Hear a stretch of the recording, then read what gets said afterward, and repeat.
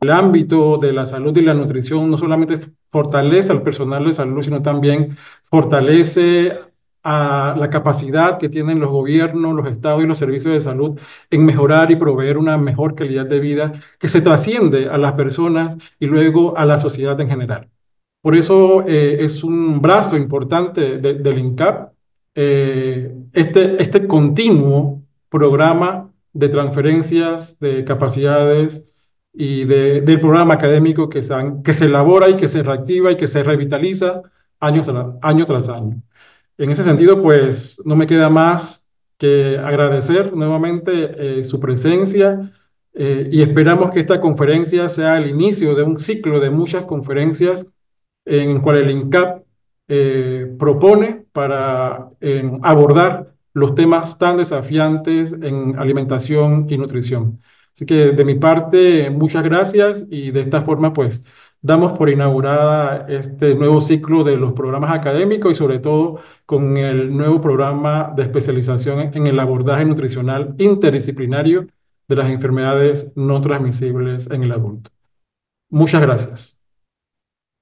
Podríamos estar cada uno de nosotros aplaudiendo desde nuestro sitio por escuchar estas palabras que dan por inaugurado el programa de especialización. Muchas gracias, director. Procedemos a la presentación, la cual consistirá en dos momentos. Conferencia magistral brindada por el doctor Hernán Delgado y comentarios, reflexiones sobre el abordaje interdisciplinarios a cargo del licenciado Víctor Alfonso Mayen. El doctor Hernán Delgado es médico y cirujano con posgrado en epidemiología y salud pública. Él ejerció en el INCAP entre 1972 y 2008, destacando como director durante 17 años. Se ha desempeñado en áreas de investigación, docencia y cooperación técnica en nutrición. Actualmente es investigador en mérito del INCAP. El licenciado Víctor Alfonso Mayén es licenciado en nutrición con estudios de posgrado en dietética y nutrición humana, nutrición y alimentación. Cuenta con amplia y distinguida trayectoria en el área clínica, hospitalaria, pediátrica y maternidad. Se ha desempeñado como director y docente, investigador, asesor, consultor en diferentes campos de la nutrición y VIH. Actualmente es director de la Asociación para la Prevención y Estudio del VIH-Sida. Además, es docente asociado del Departamento Técnico de Desarrollo de Recursos Humanos del INCA. Cedo entonces la palabra al doctor Hernán Delgado. Bienvenido, doctor, lo escuchamos.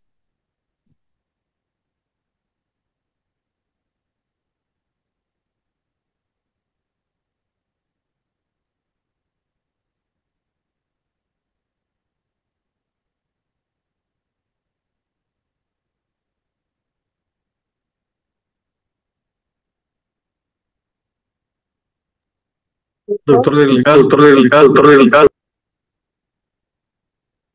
Voy a comenzar nuevamente porque estaba probando, ensayando, en silencio. No, decía que agradezco mucho la invitación, me siento muy honrado de poder participar con ustedes en el inicio de esta actividad, la primera del año 2025, que deseo tengamos todos con mucho éxito y mucha felicidad. Al señor director, a la licenciada Alfaro, a todos los amigos del INCAP y todos los que están ahora participando en esta videoconferencia, es un gusto mandarles mi saludo. Lo que me han pedido que yo revise con ustedes es algo relacionado a la evolución, a los cambios que ha tenido el humano desde su inicio. Y para eso lo que voy a hacer es, si logro pasar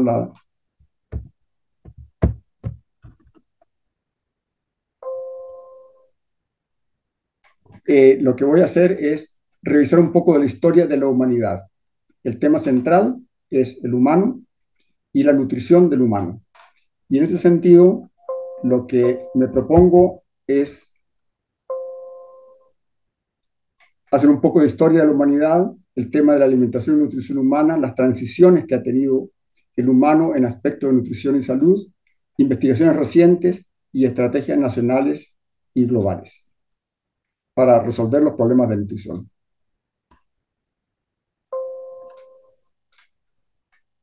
Haciendo historia,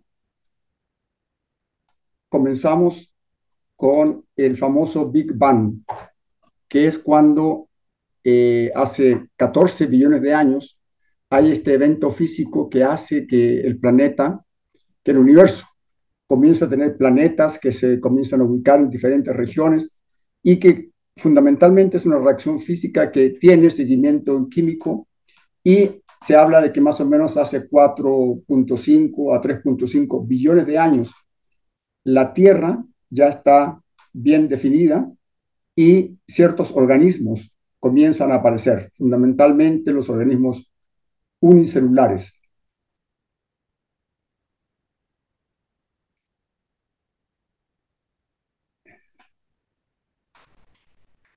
Hace entre 2.5 y 7 millones de años comienza a transitar por el planeta Tierra el hombre, el humano, que es el género homínido en sus versiones más preliminares. Y es recién 300.000 a 200.000 años cuando el Homo sapiens, nosotros, se establecen en una región del África que posiblemente es próxima a Etiopía.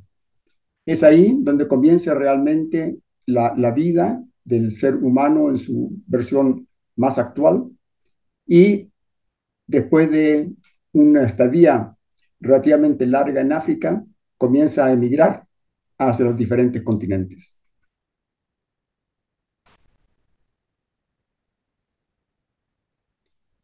El Homo sapiens se define como un primate, formamos parte de los grandes primatos, del género homínidos, especie sapiens, y es importante que a este punto se comience ya a hablar de que los humanos somos una sola raza.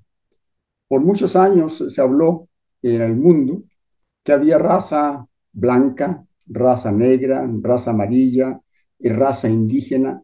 Y todo eso es un error porque desde el punto de vista genético sabemos que nosotros conformamos una raza, que no somos los mejores en todo. A veces parecería ser que en ese enfoque antropocénico se habla de que el humano es superior. En realidad no lo somos y en diferentes aspectos animales tienen mucho más capacidades que las que tiene el humano. Y hay que reconocer que entre tantos simplemente somos unos más.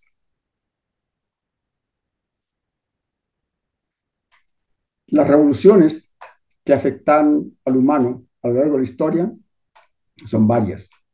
Decíamos que hace 300.000 años el humano comenzó, el Homo sapiens comenzó a moverse en el planeta Tierra y durante todo un largo periodo en el cual el humano vivía en África y fundamentalmente su vida era nómade, buscando alimentos, era más bien recolector, era más bien cazador en algunos aspectos, y buscaba agua, buscaba comida, buscaba mejores climas.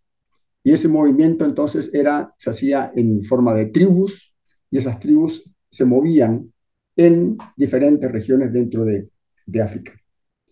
Esa fase cognitiva, se dice, se extendió por 150, 75.000 años, después de lo cual entramos a la etapa agrícola, en la cual el humano aprendió en la fase cognitiva lo que son las semillas, lo que es la reproducción de granos, por ejemplo, como el maíz, el frijol, el trigo, etcétera, y comienza una fase en la cual el humano es sedentario, ya se ubica en algunos lugares y los lugares que se ubican obviamente son aquellos que tienen tierra que es más fértil, agua, que el clima sea saludable, sea ventajoso. Y es cuando comienza a movilizarse a través de todo el planeta, llegando desde el África a todos los continentes. Y se habla de una revolución científica, lo más reciente, es el tiempo cuando realmente el humano comienza a hacer investigación y comienza a identificar una serie de factores que son importantes para la vida. Desde tiempos pretéritos, desde el momento en que el humano se estableció como en la Tierra, Y a lo largo de toda su evolución quedó claro para el humano que el hambre, la enfermedad y la muerte están estrechamente vinculados. Y lo decía Hipócrates: el vigor del hambre puede influir violentamente en la constitución del hombre, debilitándolo, haciéndolo enfermar e incluso sucumbir. Y se hablaba en esos tiempos fundamentalmente de la relación que había entre alimentos, el hambre, falta de alimentos, y el hecho de que se enfermaran y se murieran. Naturalmente, en esos años, la expectativa de vida era muy corta. Población nómade que se movía, pasando en diferentes ambientes, que tenía enfermedades, que de repente podía ser que la tribu completa desapareciera por efecto de una bacteria, una enfermedad, y todo eso estaba afectando entonces la longevidad, y se hablaba de que en un periodo largo en el cual lo que había era 20, 30 años de vida, una mortalidad alta y temprana, pero por otro lado una natalidad también alta que hacía que la población en tamaño de humanos fuera más o menos estable.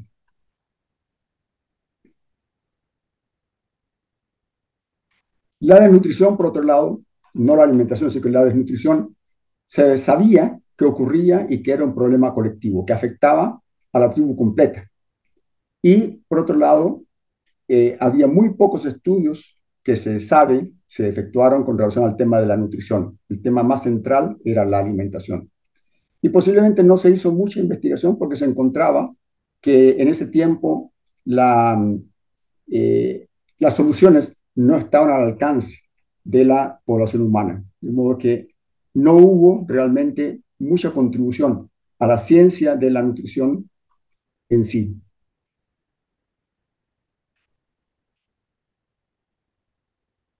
Y tomó mucho tiempo en que ya se comenzara a hablar de la importancia que tenía la nutrición en la salud, en el bienestar, en la productividad humana.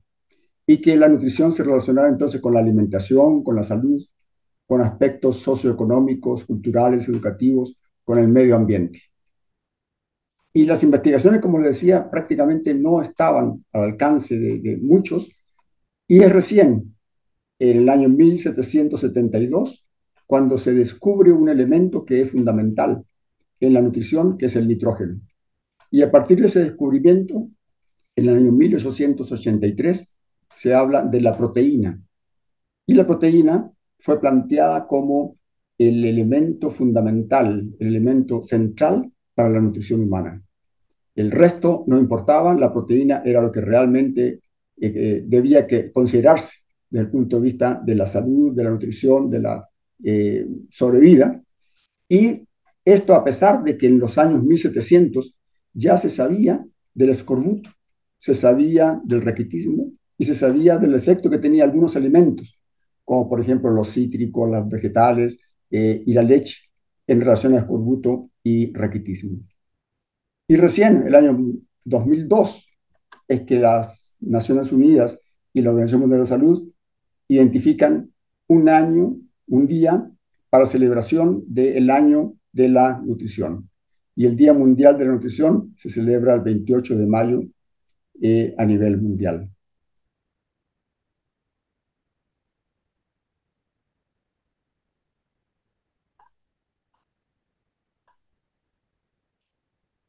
¿Qué entendemos por nutrición? La definición más directa es aquella que habla de que nutrición es la disponibilidad y utilización de nutrientes a nivel celular. Y ciertamente eso nos pone en problemas porque hacer estudios hasta recientemente a nivel de la célula parecía algo de otro mundo. No existían los medios, y es por eso que mucho de la nutrición y el estado nutricional comenzó a estudiarse a partir de medidas corporales, y en este caso antropometría fundamentalmente, que es la que se ha utilizado tradicionalmente para medir el estado nutricional. Y que existen, como desde el punto de vista de nutrición y malnutrición, dos extremos: el extremo de las deficiencias nutricionales y el extremo de los excesos y los desbalances nutricionales. Y en este sentido, malnutrición incluye entonces la desnutrición, que medido como antropometría implicaría el retardo en talla, el retardo en peso y la emaciación, es decir, la pérdida de la grasa. Y por otro lado, la sobrealimentación, que es fundamentalmente el sobrepeso y la obesidad. Y en el capítulo de los micronutrientes, aquellos nutrientes que se consumen en pequeñas cantidades, pero que son fundamentales para la vida, hay los dos. Existe por un lado las deficiencias, cuando el consumo es inadecuado, pero también hay sobreconsumo, sobrealimentación, cuando algunos micronutrientes se han utilizado con el propósito de fortificar alimentos, que a veces son varios los que se fortifican con un mismo nutriente y eso puede llevar a estados de malnutrición por exceso de micronutrientes. Y es algo que siempre tenemos que considerar como un eventual problema.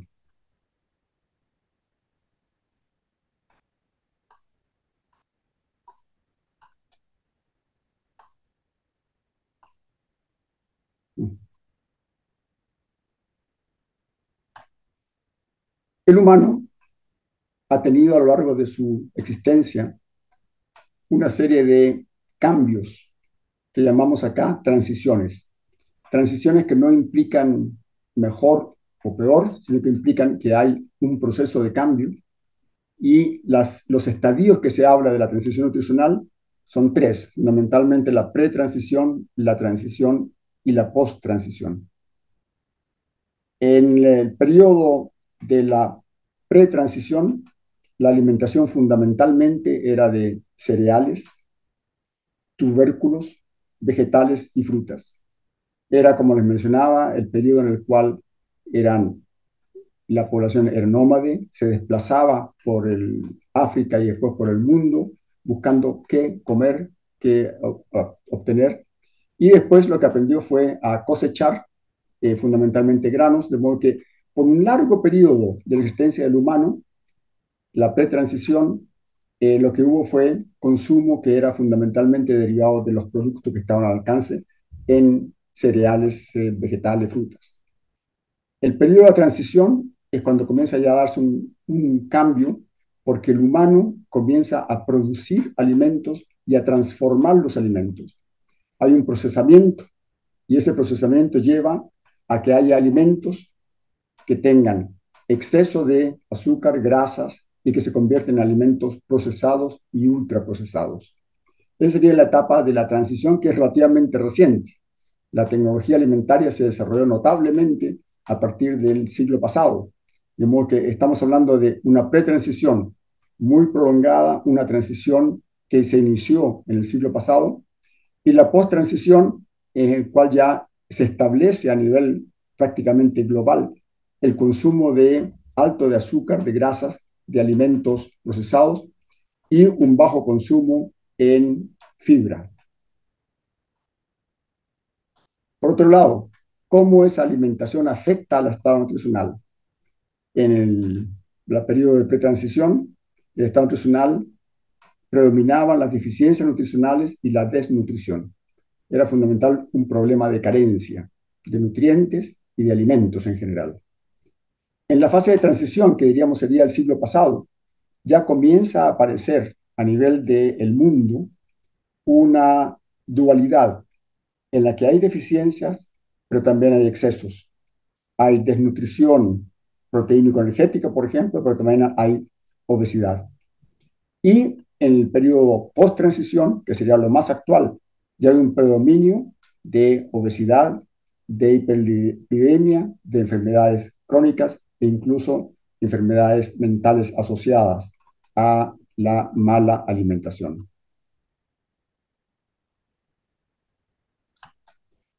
La transición nutricional también llevó a más investigaciones por el hecho de que, si bien es cierto que las transiciones, la fase 1, transición 1 al periodo de transición, hubo un mejoramiento en el estado nutricional y en la prolongación de la vida. Decíamos, en el periodo de los nómades eran 2 o 3 décadas de vida lo que la población vivía, hasta pasar a periodos más prolongados y mejorar el estado nutricional. Pero lo que está encontrándose ya desde el siglo pasado es que comienza a haber un conflicto entre lo que es la prolongación de la vida. Las poblaciones humanas ya tienen una expectativa mucho más alta, se habla de 70, 80 años de expectativa de vida, pero también comienza a haber un daño en la calidad de la población. Y las poblaciones humanas comienzan a padecer, a sufrir enfermedades crónicas, mentales y degenerativas, y esto constituye un problema particularmente serio en los adultos mayores. Entonces, una serie de investigaciones comienzan a desarrollarse alrededor de estos temas, de este conflicto entre longevidad y mala salud, que llevó en un momento dado a la identificación de el papel que jugaba la microbiota o microbioma humana en esta situación de mala salud con mayor longevidad. Y la microbiota o microbioma se define como el conjunto de microorganismos, bacterias, hongos, virus y otros que viven en el humano, y en especial en el intestino, y que interactúan de manera compleja con las células humanas. Cuando vemos la microbiota y vemos al humano, lo que tenemos que entender es que el humano en realidad tiene, por un lado, un contacto directo con el medio ambiente. La piel está en contacto con nuestro medio ambiente. Pero también es cierto que desde el punto de vista de los pulmones, nosotros estamos inspirando, expirando aire del ambiente. Y por lo tanto, ese ambiente está en contacto con los pulmones. Y también es cierto que hay otro punto de relación entre el ambiente y el humano, que es todo el aparato digestivo. Porque lo que hacemos es comer productos que tienen toda la influencia del medio ambiente y que al final forma parte de lo que es la microbiota del humano. Entonces, lo que se sabe ahora es que la microbiota humana y la microbiota intestinal desempeñan papeles importantes en la nutrición y en la salud, y que tienen que ver con la digestión, con la síntesis de nutrientes, con protección contra patógenos y también en la modulación del sistema inmunitario. Esa microbiota es grande. Si pensamos en términos de el número de células que tiene el organismo humano, que tiene el Homo sapiens, y lo relacionamos con el número de células que forman parte de esta microbiota, todos los microorganismos que existen a nivel del intestino, a nivel de la piel, a nivel de los pulmones, a nivel de la vagina, a nivel de diferentes órganos que están en contacto con el medio ambiente, se encuentra con que la microbiota es entre 3 y 10 veces mayor y más diversa que las células humanas. Entonces el punto es, tenemos una relación de simbiosis con células que no son humanas, pero que forman parte del organismo humano en su totalidad y que lo que viven es en una simbiosis en la cual se dan beneficios mutuos. Las bacterias, los virus viven en el intestino, pero también están aportando al humano una serie de cuestiones como vamos a ver más adelante. Sabemos, por ejemplo, que la flora intestinal puede influir en el metabolismo de los antioxidantes, como los flavonoides y otros compuestos fenólicos. Estos antioxidantes están muy fuertemente relacionados con el proceso de envejecimiento. Estos son metabolizados por la microbiota intestinal y tienen propiedades antioxidantes. Una microbiota equilibrada puede contribuir a la absorción de los micronutrientes y a la prolongación de la vida. Cuando hay desequilibrios, cuando hay desajustes en la microbiota, se habla de disbiosis. Disbiosis que lo que está haciendo es que la flora intestinal normal se ve modificada. Y esta flora intestinal normal es responsable de inflamación. Y esa inflamación constituye un factor de riesgo de la obesidad y las enfermedades crónicas de diferente tipo, incluyendo algunos tipos de cáncer. Va a decir, hay que entender que el humano en realidad es el humano más una gran cantidad superior a las células humanas, con la cual tenemos una simbiosis y que nos estamos beneficiando, y que esos desequilibrios pueden producir en cualquier momento situaciones de enfermedad y otros problemas. Se sabe, por ejemplo, de que si nosotros consumimos, como se consume actualmente a nivel de los programas de salud, sustancias como antibióticos, lo que estamos haciendo es que estamos eliminando una flora intestinal que juega un papel importante y que tiene que estar en equilibrio para poder cumplir esas funciones a las que está llamado. La microbiota puede influir en el almacenamiento de grasas, y en ese sentido tiene una relación directa con la obesidad. Y la microbiota además puede influir en la producción de hormonas que regulan el apetito del humano.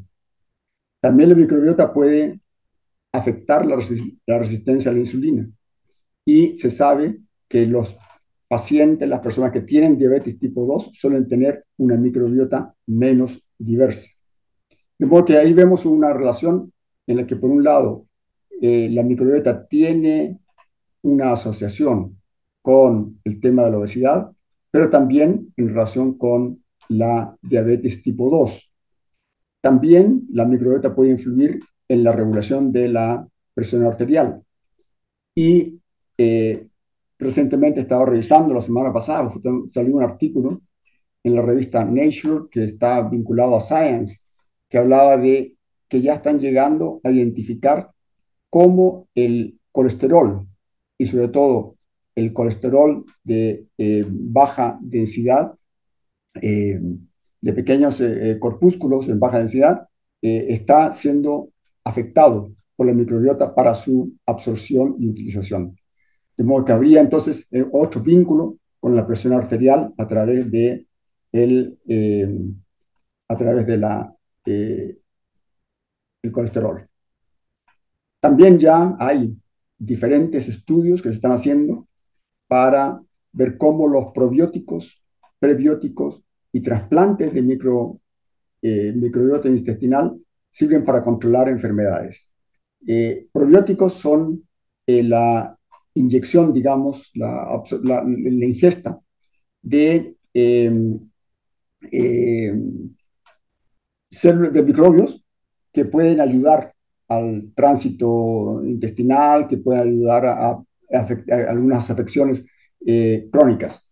Los prebióticos son fundamentalmente el consumo de fibra y alimentos que ayudan a mantener nutrientes para que la microbiota se desarrolle normalmente. Y trasplante de microbiota que también se hace. Y todos estos podrían utilizarse para mejorar y prevenir el manejo de enfermedades crónicas, incluyendo todas las que llamamos crónicas.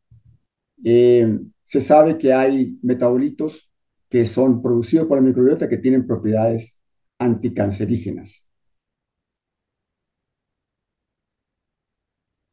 Para tener una microbiota saludable, se recomienda una dieta rica en fibra, fundamentalmente son consumo de frutas, verduras, legumbres, cereales integrados. Una dieta rica en fibra puede promover la microbiota saludable y reducir el riesgo de cáncer colorectal. También se recomienda para obtener una microbiota saludable el consumo de alimentos fermentados. El yogur y el chucrut son los más frecuentes acá, pero también las bebidas fermentadas que se consumen en otras partes del mundo, como en Corea, como en Indonesia, que pueden también contribuir a una dieta que sea saludable desde el punto de vista de mantenimiento de la salud de la microbiota. Suplementos probióticos, es decir, ya ingerir probióticos como por ejemplo el lactobacillus, o prebióticos, además de la fibra, el consumo de ajo, cebolla, plátanos, alcachofas, achiquera, etcétera, achicora, etcétera. Y algo que es fundamental y que vamos a ver ya en algún detalle en el video con la que voy a terminar la presentación, es el promover la vida saludable. La relación que hay entre la microbiota y el cerebro es un tema que es muy apasionante y que actualmente está desarrollando mucho interés, porque en el año 2007 comenzó un estudio en Estados Unidos que duró más de 10 años, en el cual se estudió en profundidad la microbiota de individuos en Estados Unidos que fueron seguidos longitudinalmente para ver cómo se relacionaba entonces la microbiota con enfermedades o con indicadores de salud. Y lo que ellos encontraron es que hábitos saludables, como por ejemplo reducir el estrés, mantener la actividad física moderada, dormir bien, hidratarse adecuadamente, consumir alimentos como los que estábamos mencionando, es lo que más aporta a la microbiota y aporta a la salud en general. Tenemos entonces un panorama muy distinto en los últimos 20 años con relación a lo que es la nutrición y lo que son las enfermedades crónicas no transmisibles de lo que teníamos anteriormente. Y como le digo, este estudio, el estudio de la microbioma en Estados Unidos, abrió mucha información y hay muchos estudios que están haciendo actualmente que ya hablan de los beneficios de la microbiota o la microbioma sobre el humano. ¿Cuál debería ser entonces, en función de lo que sabemos, el comportamiento para atender los problemas de salud y nutrición a nivel mundial y a nivel de un país? Lo que sabemos es que todas las enfermedades nutricionales de salud tienen manifestaciones y muchas veces nuestro afán es lograr que esas enfermedades se controlen de alguna forma y atendemos las manifestaciones a través de darles servicios o bienes temporalmente. ¿Qué queremos?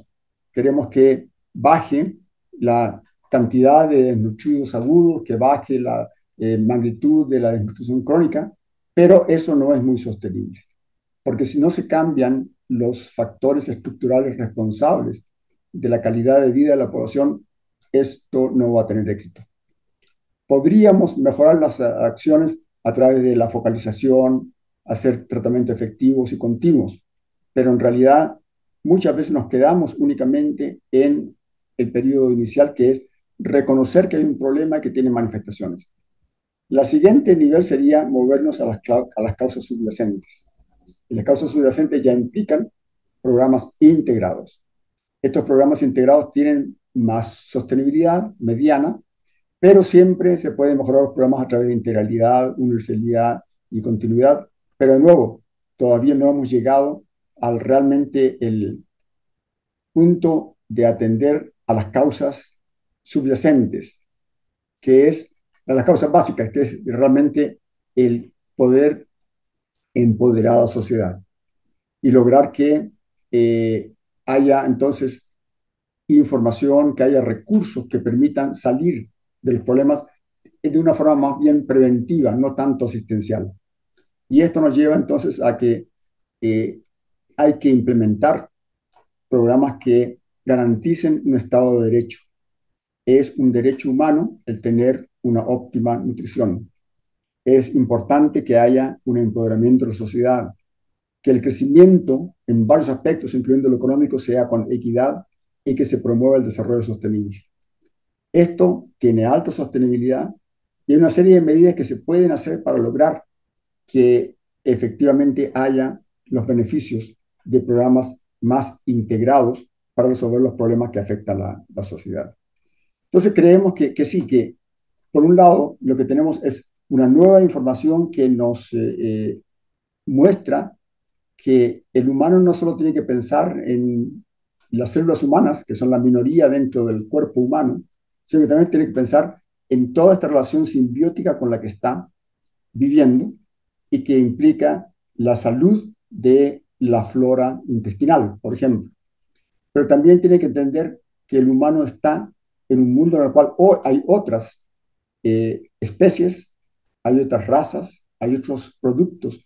Y el concepto que se estaba promoviendo ahora a nivel mundial, que es de una salud, trasciende a la salud humana. La salud humana es dependiente de que el universo completo sea un universo sano y que todos sus componentes coadyuven para producir esa salud a la cual todos aspiramos.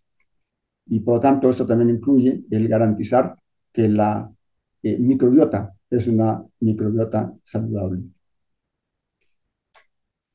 Ha habido a nivel del mundo algunas iniciativas y estamos más y más, yo creo, mejorando en eso. Hubo una iniciativa que se llamó de Objetivos de Desarrollo del Milenio. Se extendió desde el año 2000 al 2015. Todos los países se comprometieron a erradicar la pobreza extrema y el hambre, a lograr enseñanza primaria, a promover igualdad. Una serie de enunciados de programas y se pidió a los países que hicieran los esfuerzos para lograr una reducción, por ejemplo, en esto del hambre y mejorar la nutrición. Los resultados no fueron muy buenos. Los países, algunos se invirtieron, otros simplemente se dejaron estar. Y al final, cuando se llegó al momento de evaluar a cuánto se había alcanzado, se encontró que los resultados no eran del todo halagüeños.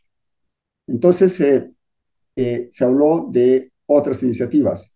A nivel de Naciones Unidas, se habló de la importancia de la nutrición, que efectivamente es clave para el organismo humano, pero también para otros organismos, que hubiera una década de acción en nutrición y esta se extendería desde el 2016 al 2025.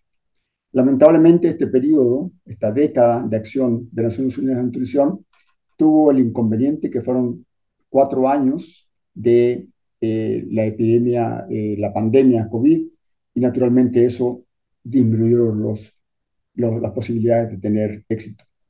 Y el año 2015 también se planteó, al año 2030, una iniciativa que habla de objetivos de desarrollo sostenible, que son muchos más metas que se espera alcanzar, pero que de nuevo tienen el problema de que por un periodo de 4 años la población humana vivió con la crisis del COVID.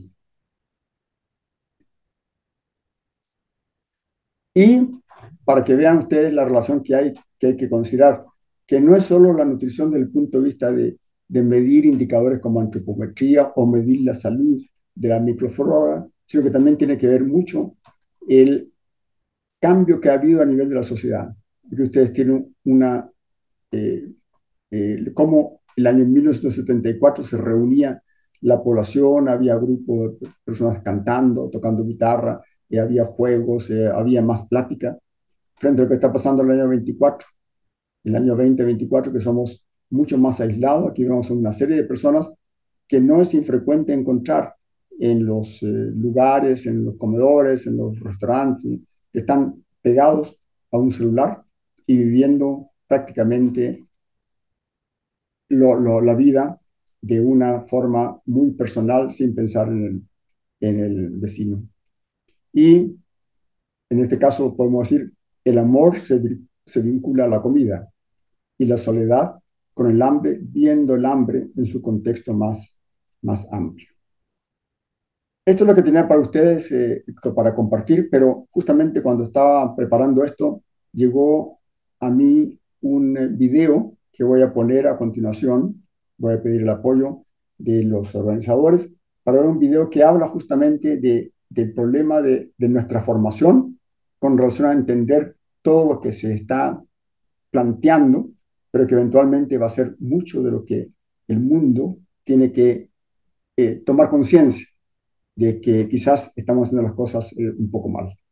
Así que paso ahora al video.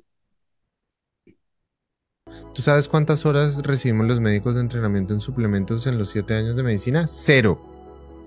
¿Tú sabes cuántas horas recibimos los médicos de nutrición? 0. ¿Tú sabes cuántas horas recibimos de actividad física? 0. ¿Tú sabes cuántas horas recibimos sobre aprender sobre el manejo del estrés, de las emociones, de las creencias? 0. ¿Sabes cuántas horas recibimos de estrategias de sueño? 0. ¿Sabes de qué se enferma la gente? De todo esto. ¿Sabes cuántos de mis profesores son atletas, comen bien, manejan sus emociones, duermen bien, gestionan su vida, tienen una buena vida? La gran minoría. Y entonces practicamos un modelo de medicina hermosísimo basado en la enfermedad, pero le hace falta un modelo de medicina hermosísimo basado en la salud. América, ¿puedes continuar con la agenda, por favor? Te agradecemos.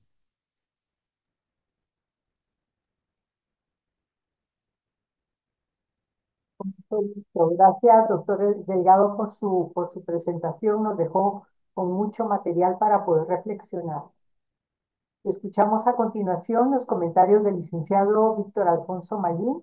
Por favor, el licenciado Mayín. Sí, muchas gracias, América. Buenas tardes a todos y todas. Yo me siento apabullado de estar entre gente tan talentosa, pero sobre todo con maestros como el doctor Hernán Delgado, que ha dejado una trayectoria en toda América Latina y más allá, yo diría a nivel global, no solo en el aporte científico, sino también como docente, como profesional y como amigo.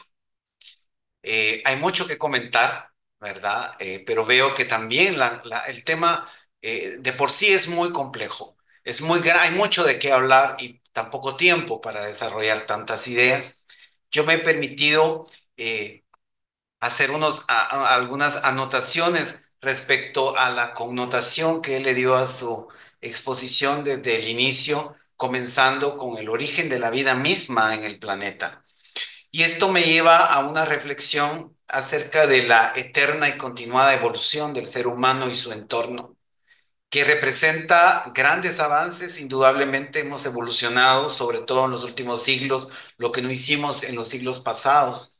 Pero esto también representa grandes desafíos y responsabilidades, porque debemos preservar nuestro planeta para poder seguir teniendo justamente los elementos básicos de la vida, los alimentos y el agua, fundamentalmente, y minimizar el impacto de factores adversos como el cambio climático, las enfermedades emergentes, los conflictos bélicos, los conflictos sociales, las crisis sanitarias y económicas que nos han enseñado que somos vulnerables y que esa inter y multidisciplinariedad nos debe obligar a conjugar los talentos, los conocimientos bajo directrices comunes, ya no de manera ramificada, sino yo diría más bien de una manera unificada. Y esto hay que verlo desde el concepto que tiene el prestador del servicio de salud, los productores de los alimentos, los consumidores, su imaginario individual y social, los políticos, los tomadores de decisión, entre otros. Porque las enfermedades crónicas debemos de verlas como enfermedades que en algún momento fueron prevenibles y que fueron también agudas y que fueron también situaciones derivadas de una conducta alimentaria inapropiada, sumado a condiciones externas del entorno del individuo que propiciaron este aparecimiento de enfermedades que representan en nuestro momento histórico una gran carga social y económica. Por eso también creo que podemos enfocarnos no solo al tema per se, sino cómo se interrelacionan diferentes niveles y esferas como la prevención, la atención, la investigación, el desarrollo de productos, la regulación de estos productos y las políticas sectoriales de salud, pero también de protección social. Porque las enfermedades crónicas, como lo he dicho, representan un gran gasto social y económico a los países, porque son tratamientos crónicos, como su nombre lo indica, a largo plazo, son caros y cada vez hay más resistencias también a los fármacos que se empeoran por la mala alimentación, la pobreza, los estilos de vida y el ambiente en que se desarrolla ese individuo. Entonces, ese enfoque debe ser interrelacionado, multidisciplinario, interdisciplinario y enfocado a la prevención, la atención y cómo vamos a enfrentar las consecuencias. Recuérdense de la cadena acción, reacción, repercusión.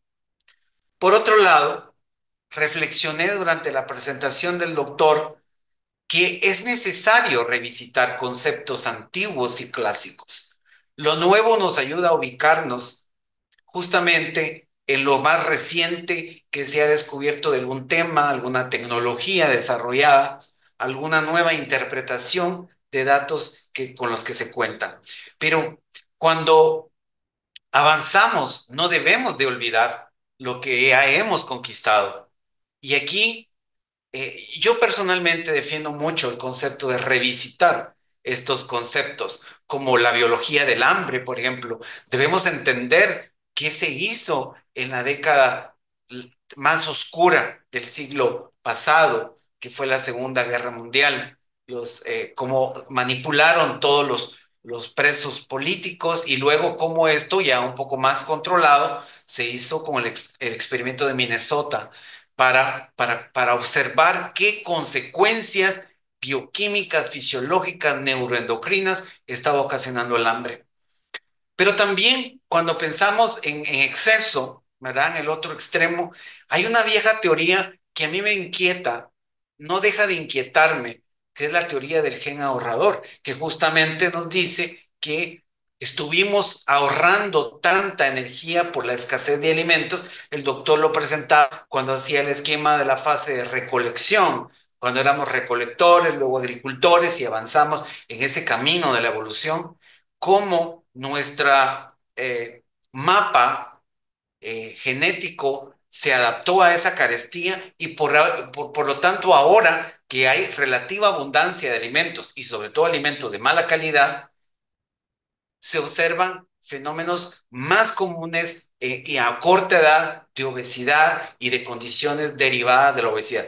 Ahora sabemos, por ejemplo, que la obesidad es una condición inflamatoria. Mucho tiempo atrás no lo supimos, lo intuíamos a lo mejor, pero ahora está confirmado. Y él habló también de las consecuencias de la inflamación, del deterioro en el sistema eh, inmunitario de los individuos en este siglo y de cara a un nuevo siglo que va a empeorarse lamentablemente este problema. Y menciono otros dos conceptos para manera de ejemplo de revisitar esto como la crianza y la nutrición perceptiva, que es clave para enfrentar la desnutrición infantil, estimular a una madre que a su vez así fue desnutrida y que tenemos que estimularla para prevenir que cuando esos niños y niñas se recuperen, no desarrollen problemas a largo plazo, como lo hemos visto. Niños y niñas desnutridos tienen más probabilidades, más riesgo de tener enfermedades crónicas. Eh, y la nutrición ancestral, ¿verdad? Cada pueblo, cada región tiene un cúmulo de conocimientos ancestrales que hay que estudiarlos para saltar del conocimiento empírico al conocimiento científico y poderlo utilizar en condiciones que se puedan replicar. Entonces yo pongo esto de ejemplo y de cara a lo que se plantea de los nuevos conocimientos que debemos de valorar y generar la evidencia científica, pero sin inclinar la balanza al consumismo promovido por la industria alimentaria y farmacéutica, que nos presenta un catálogo de opciones, pero que particularmente cuando analizamos muestra, analizamos metodologías y sobre todo financiamiento, no siempre encontramos que el camino ha sido transparente. Entonces, aquí hablo de la nutrigenómica, la nutrigenética, la nutrición ortomolecular, el eje cerebro-intestino-microbiota que ha explicado muchos problemas crónicos, principalmente obesidad, y lo que particularmente he llamado la nutrición analgésica y desinflamatoria a través de las resolvinas, de todas las moléculas derivadas de los ácidos grasos poliinsaturados, que en un tiempo, unas décadas atrás, decíamos, hay ácidos grasos que inflaman y otros que desinflaman, pero no conocíamos los mecanismos. Ahora sabemos que hay un proceso desinflamatorio natural que debemos promover cuando estamos dando esa calidad, esa atención de calidad en pacientes crónicos. Y también un paquete de controladores de apetito que los conocemos ahora como potentes reguladores de la ingesta y que también tienen efectos sistémicos más allá del consumo. Entonces, entre otras cosas de lo que hay y que va sin duda alguna seguir generándose en este nuevo siglo. Entonces, creo que el equipo multidisciplinario debe evolucionar también en función de las especialidades tradicionales y emergentes. Ya no pensar únicamente en un médico, si era pediatra, geriatra, etcétera, el nutricionista. Debemos pensar en especialidades de inmunología, de genética, bioquímica, molecular, perinatología. Hay que ver qué está pasando en el feto durante el embarazo, cómo podemos prevenir desde la gestación enfermedades que se van a traducir en enfermedades crónicas en la vida adulta. Y también los neurólogos, que es tan importante la conexión que hay entre el desarrollo cognitivo, las enfermedades crónicas que están influyendo en la parte conductual y en la salud cerebral. Tengo dos comentarios finales, retomar la alimentación natural, ¿verdad? Sobre todo para prevenir el aparecimiento de condiciones y enfermedades crónicas. Justamente no es una guerra contra la industria, sino que es una campaña de modificación de prácticas y de abuso de sustancias. El problema al final no es tanto el alimento, sino que las cantidades que se consumen de ese alimento procesado. Pero yo como clínico, como investigador que soy también, siempre insisto, regresemos a lo natural, porque ahí vamos a tener las moléculas, los compuestos tal cual son, como pasa con los compuestos bioactivos, los prebióticos, los probióticos, los simbióticos, los xenobióticos, etcétera. Y creo que como prestadores de servicios de salud o que trabajamos en problemas que son de salud, pero que tienen conexión con toda la actividad humana. Estas son áreas primordiales y relevantes cuando pensamos en el problema a nivel macro. Y aquí tenemos que tomar justamente en este enfoque de inter y multidisciplinariedad la gente que está haciendo políticas públicas, el esquema de gobernanza que tienen nuestros sistemas de salud, nuestro propio país, cómo está participando la ciudadanía, cómo se está vinculando todo esto a derechos humanos, a incidencia, abogacía, sostenibilidad y, muy importante, un tema que está arraigado a la identidad y la idiosincrasia de nuestros pueblos autóctonos, lo que tiene que ver con la soberanía alimentaria, que a su vez está conectado a alimentos transgénicos, a mercados que son dominantes de alimentos y que han ido desplazando la producción alimentaria local. Con esto cierro mi comentario. Felicito nuevamente y agradezco al doctor Hernán que nos lleve de nuevo al camino. Eso es lo que tenemos que hacer, retomar, revisitar, reenfocar y generar nueva evidencia que nos ayude a tener un panorama claro de un problema que debe ir desde el tema preventivo hasta la atención de estas enfermedades crónicas y la regulación para que estos problemas sean efectivos y estén enmarcados en un tema más amplio de protección social. Muchas gracias.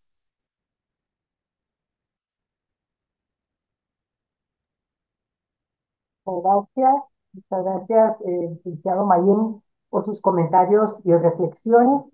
Y les cuento que el video que nos ofreció el doctor Delgado lo encuentran en el chat del seminario, ahí lo pueden bajar, para que no se queden con la curiosidad qué es lo que nos quería presentar el doctor Delgado. Gracias a ambos ponentes por sus importantísimos aportes para reflexionar, reenfocar, como nos dice el licenciado Mayín, y mejorar nuestros hábitos de vida, y que nos han dejado motivados para continuar aprendiendo.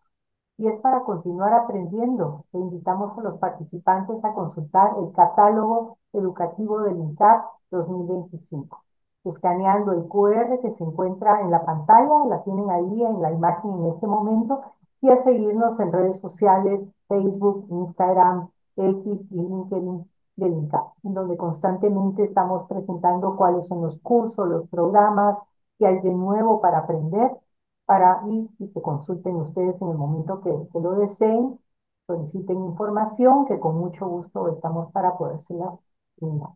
Así es que damos por finalizada esta actividad, agradecemos la participación de todos y hasta una nueva oportunidad. Ahorita, antes que se cierre el chat, por favor, quienes quieran ver el video, bájenlo, descárguenlo de una vez.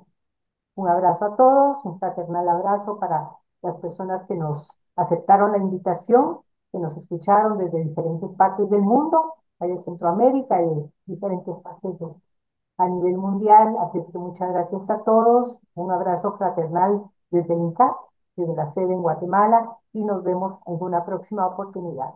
Saludos. Hasta luego.